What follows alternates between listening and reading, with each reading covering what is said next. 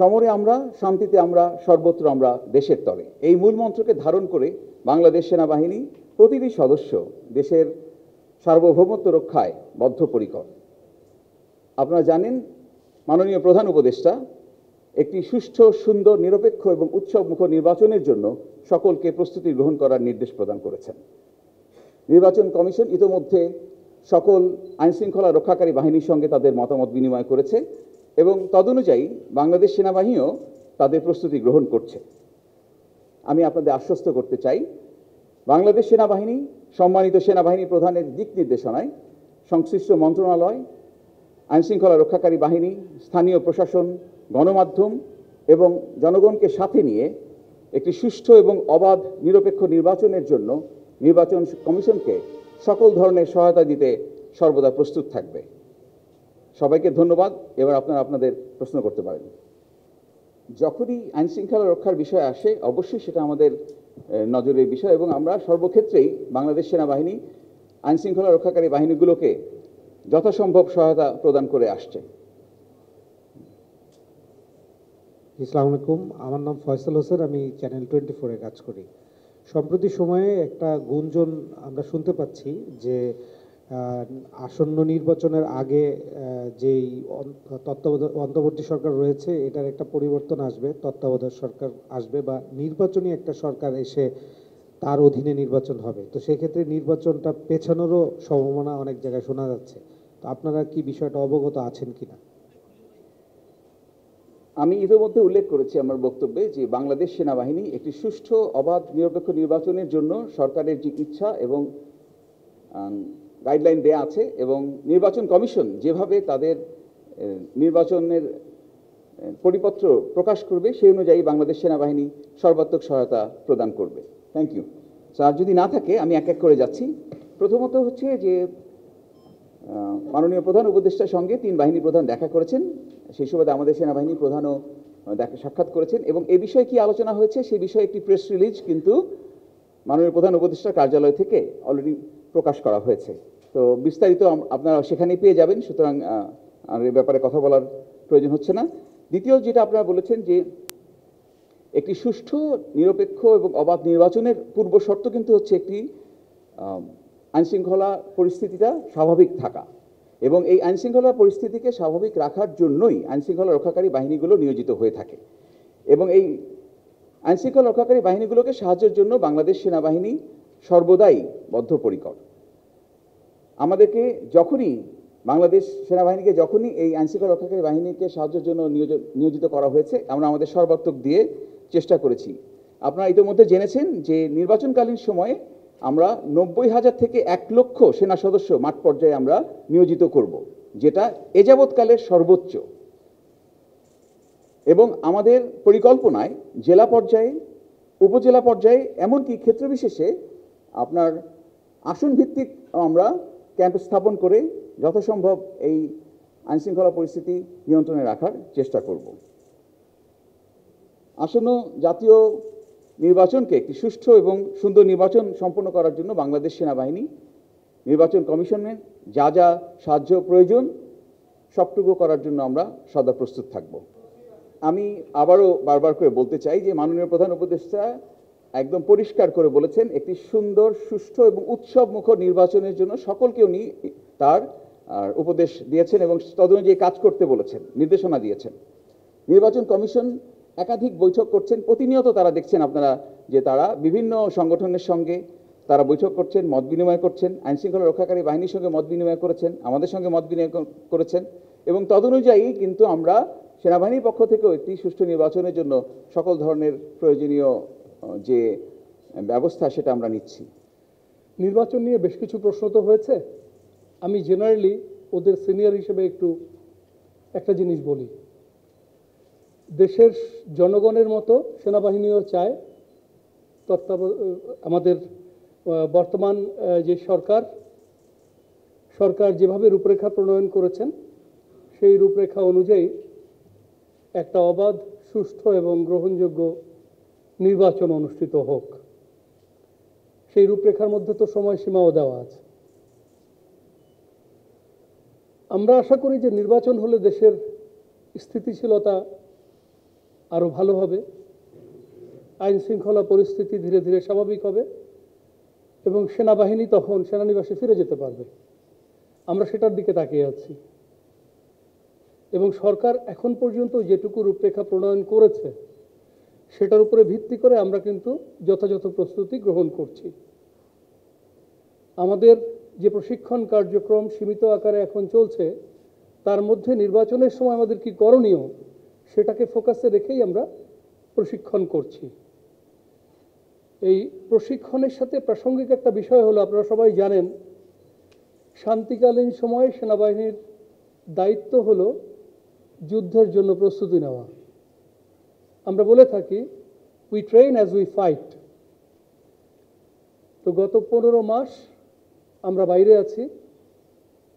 নির্বাচন পর্যন্ত বা তার কিছুটা পরেও যদি বাইরে থাকতে হয় তাহলে আরও কিছুদিন বাইরে থাকতে হবে। তো এতে করে কিন্তু আমাদের প্রশিক্ষণ বিঘ্নিত হচ্ছে। এর পাশাপাশি যে পরিস্থিতির মধ্যে দিয়ে যেই চ্যালেঞ্জ মোকাবেলা করে সেনাবাহিনী দায়িত্ব পালন করেছে গত 15 মাস, আপনারা নিশ্চয়ই আমার সাথে একমত হবেন যে এটা খুব সহজ পরিস্থিতি ছিল না। এ ধরনের পরিস্থিতি বাংলাদেশ প্রতিদিন ফেস করেনি। তো রেস্ট অ্যান্ড রিপিটেরও প্রয়োজন আছে। তো এই জন্য আমরাও চাই একটা সুষ্ঠু নির্বাচন অনুষ্ঠিত হোক এবং আমরা সেনানিবাসে ফেরত আসতে পারি। আমি জাস্ট ব্রিগেডিয়ার জেনারেল মঞ্জুর যেটা বলেছে ওটাকে একটু সামারাইজ করার চেষ্টা করলাম। মঞ্জুর, আর একটা প্রশ্ন ছিল সোশ্যাল মিডিয়ার ব্যাপারে, প্রশ্নটাকে আপনি আবার একটু করবেন?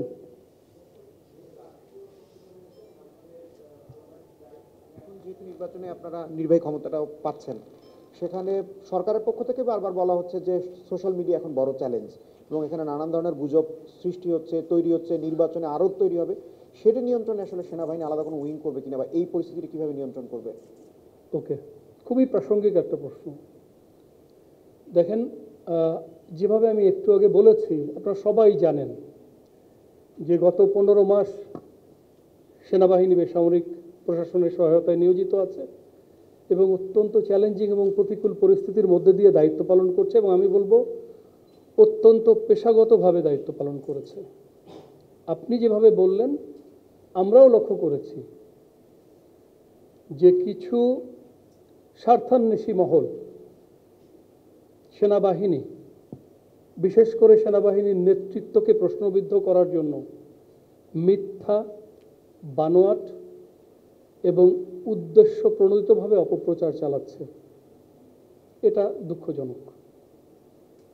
আমি আপনাদেরকে নিশ্চিত করতে চাই যে সেনাবাহিনীর প্রতিটি সদস্য, সেনাবাহিনী প্রধান এবং সেনাবাহিনীর সিনিয়র লিডারশিপের প্রতি শতভাগ অনুগত এবং বিশ্বস্ত রয়েছে। আগের যে কোনো সময়ের তুলনায় সেনাবাহিনী এখন আরও বেশি ঐক্যবদ্ধ এবং আমাদের ভ্রাতৃত্ববোধ এখন আরও বেশি। তো আমার অনুরোধ থাকবে, সামাজিক যোগাযোগের মাধ্যমে যে প্রচারণা, এটাকে আমরা পরিহার করে ঐক্যবদ্ধভাবে সামনের দিকে এগিয়ে যাই। যে দায়িত্ব সেনাবাহিনীকে দেওয়া হয়েছে এবং ভবিষ্যতে যে দায়িত্ব দেওয়া হবে, সেনাবাহিনী সেটা যথাযথভাবে পালন করবে। চিরদিন করেছে, সামনেও করবে ইনশাল্লাহ। সোশ্যাল মিডিয়ার প্রচারণাকে আমরা এর বিরুদ্ধে কিছু করাটা আসলে খুব প্রয়োজন আছে বলে আমি মনে করি না। যদিও আমাদের নিজস্ব ওয়েবসাইট আছে, আমরা কি করছি আমরা সেখানে উল্লেখ করি। বাট আসলে মিথ্যাকে বিতাড়িত করার জন্য সত্যই যথেষ্ট এবং আমরা সত্য দিয়েই সেটাকে প্রমাণ করতে চাই, আমরা কাজের মাধ্যমে প্রমাণ করতে চাই। I hope you got the answer. না, আমি একটু জাস্ট, আপনি অলরেডি উত্তর দিয়েছেন। আমার নাম জামিল, আমি ডেইলি স্টারে কাজ করি। জি, আমরা আসলে দেখি আপনার কার্যক্রম দেখেই যাচ্ছে, এটার আসলে কোনো কারণ আছে কিনা বা আপনারা কোনো ব্যবস্থা কেন নিচ্ছেন না? আসলে কোনো কারণ নাই।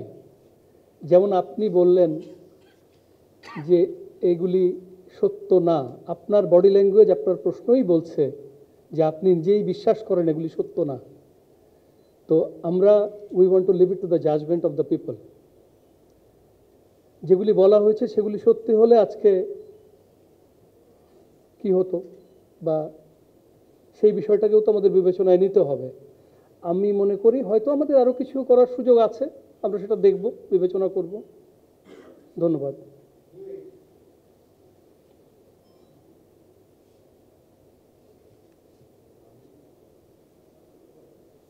সরি, আমি মুস্তাফিজ নিউ এজে কাজ করি।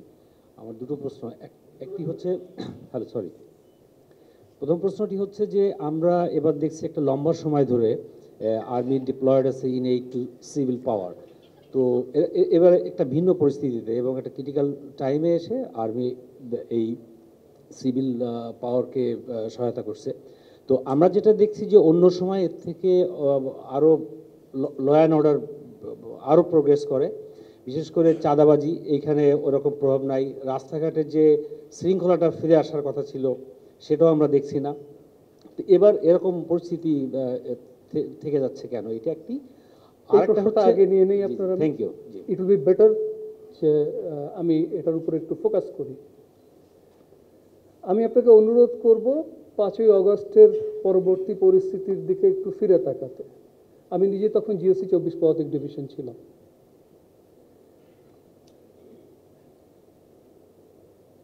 15 বছর যে আবেগের প্রকাশ ঘটানো যায়নি,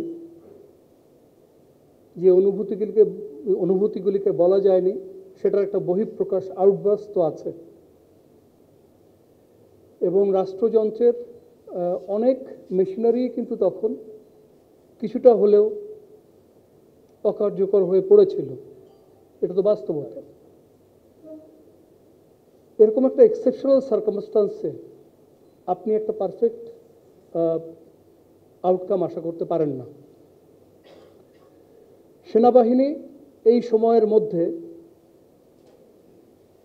কুমিল্লা নোয়াখালীর বন্যা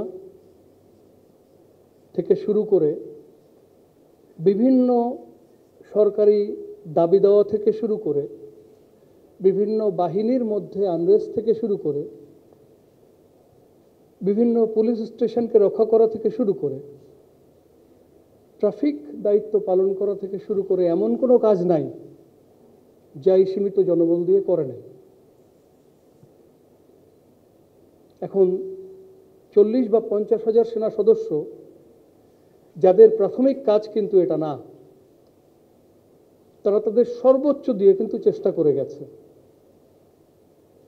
এখন আপনি যে প্রশ্নটা করেছেন উন্নতি হয় নাই কেন, আমি যদি বলি যে আমরা না থাকলে অবনতি কতটা হতো সেটা আপনি ধারণাও করতে পারবেন না। I think that would be the right perspective to look at things. I hope I have answered your question. দ্বিতীয় প্রশ্ন করেন। আরেকটা বিষয় হচ্ছে যে আমরা দেখছি যে আগামীকাল থেকে এক্সটার্নাল অ্যাফেয়ার্স রিলেটেড, যে ইন্ডিয়ার নর্থ ইস্ট এরিয়াতে বাংলাদেশ বর্ডারের মধ্যেও পড়ে, Indian air force extensive combat training or এক্সারসাইজে যাচ্ছে। তো আমরা অ্যাওয়ার কিনা এই বিষয়টাতে, এবং আমাদের সিভিলিয়ানদেরকে এই বিষয়টা কোনো জানানোর সেরকম পরিস্থিতি বা প্রেক্ষাপট আছে কিনা? Thank you. ধন্যবাদ। আমি মনে করি এটা নিয়ে আমাদের চিন্তার কোনো কারণ নাই। সামরিক এক্সারসাইজ এটা একটা দেশের আভ্যন্তরীণ ব্যাপার, এবং এটা যে কেউ যে কোনো রাষ্ট্রই করতে পারে। আর যে জায়গাটার কথা আপনি বলছেন আমাদের প্রতিবেশী রাষ্ট্রের, সেই জায়গাটার কনসার্ন শুধু বাংলাদেশ তো না, তাদের আরও অন্য রাষ্ট্রকে বিবেচনা নিয়ে ওই জায়গাটার কথা চিন্তা করতে হয়। ওখানে তাদের সাথে আপনারা জানেন ডোকলাম নিয়ে চীনের একটা শত্রুতা আছে, ভুটানে একটা স্ট্যান্ড অফ হয়েছে অনেক আগে। তো দিস ইজ সামথিং আমরা জানি, এক্সারসাইজটা হচ্ছে এবং ইট ইজ দ্য রাইট, তারা করতে পারে। আমরাও তো প্রয়োজন হলে মহড়া এবং অনুশীলন করি। তো বিষয়টাকে আমার মনে হয় সেভাবে দেখলেই ভালো হয়।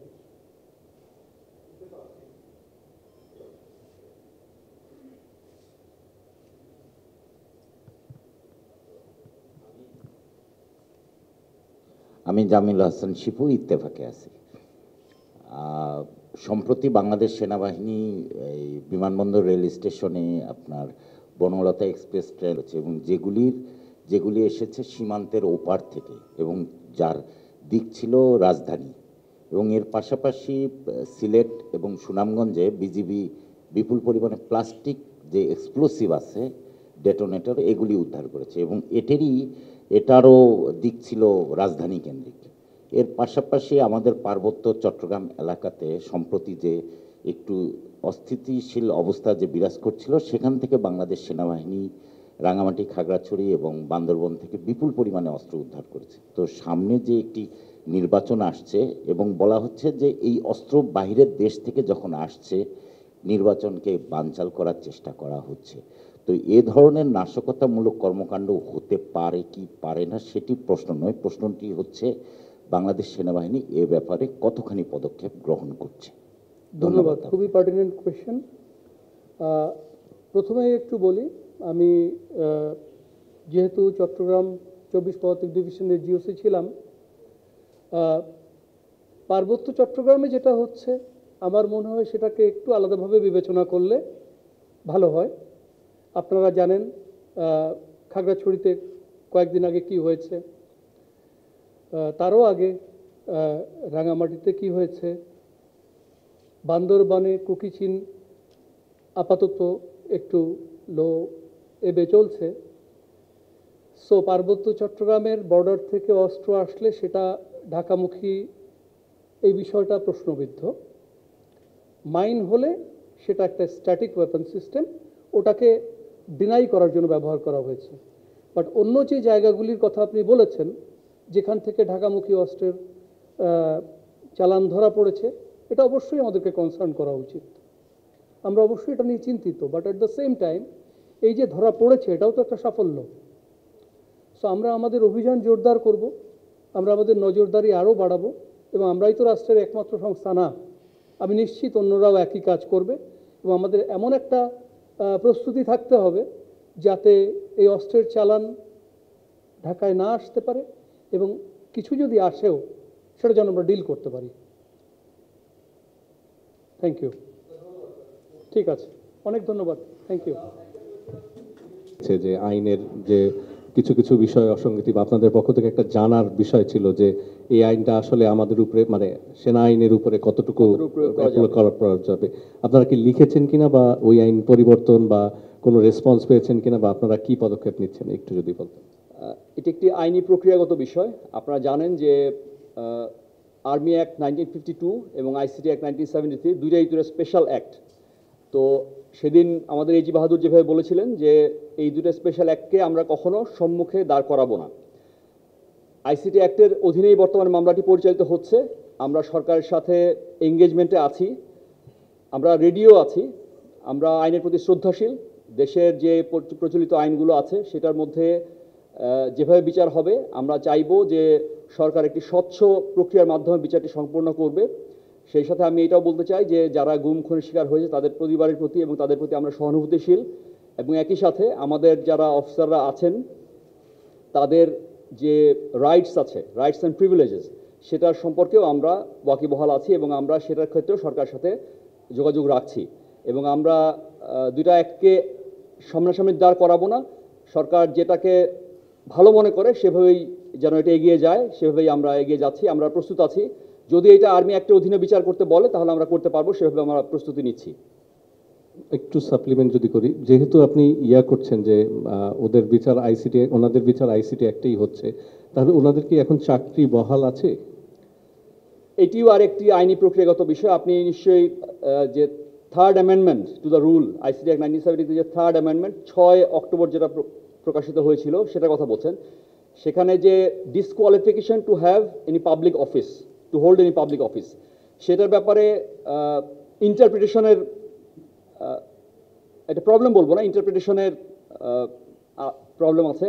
সেটা হচ্ছে যে এটাকে বিভিন্নভাবে ইন্টারপ্রেট করা যেতে পারে। সেটার ব্যাপারে সরকারের সাথে আমাদের এঙ্গেজমেন্ট জারি আছে। আমরা এটার ব্যাপারে একটা ক্লিয়ার নির্দেশনার অপেক্ষায় আছি।